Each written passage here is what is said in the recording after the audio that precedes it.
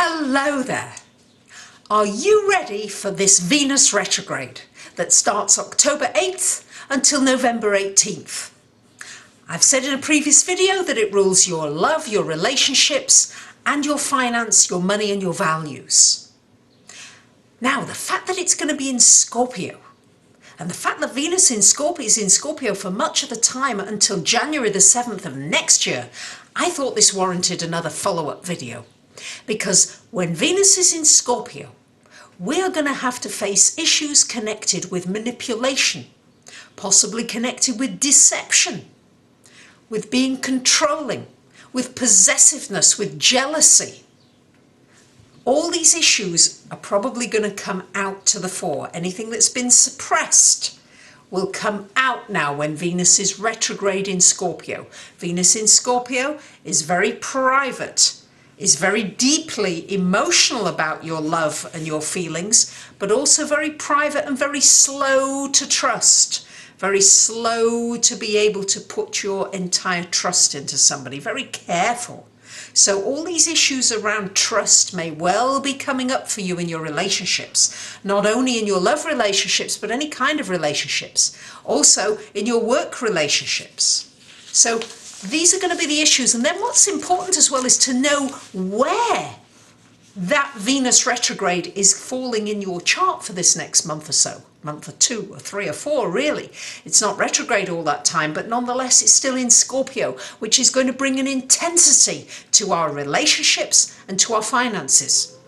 Let's say it's in your first house for much of these next few months. Well, this is going to mean you needing to reevaluate how you come across. Are you coming across too timidly? Are you not being assertive enough? Are you being too assertive? Are you being too bossy? Are you being manipulative? Are you being manipulated?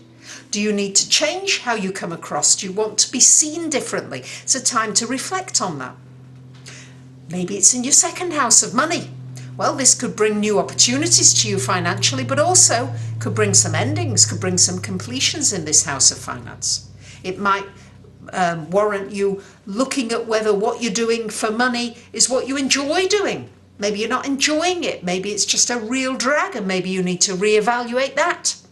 So wherever this Venus falls, it's quite important for you to be aware of it so that you can try to take advantage of the benefits that it might bring. May bring some challenges, but also if you know what the energies are, you can work with those energies. So for me, Venus is in my 4th house of home, family, roots, connections.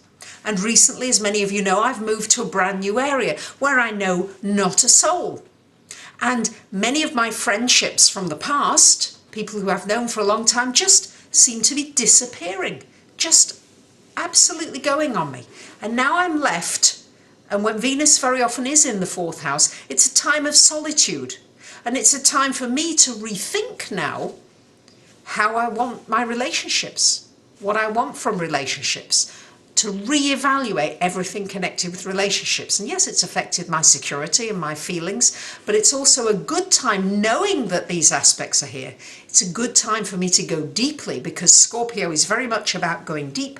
This is not about surface stuff. We can go surface more when Venus goes into Sagittarius on January the 8th of next year. No, now this is a time to go very deeply and to look into these areas that maybe we haven't wanted to look at. And if you are left on your own, like initially, this was a bit of a surprise to me, but now I can see that this really is needed, because friends, they do come into your life. Some of them come in for a reason. There's a particular reason that you need to learn from them. Some come for a season, just maybe for a year or a couple of years, and then it's over. It's time to move on. And I guess this is what I'm looking at in some of my relationships.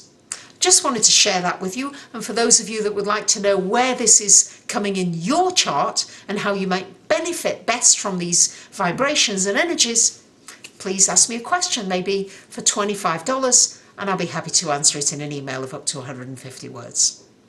Thanks again for listening. I'll be back soon.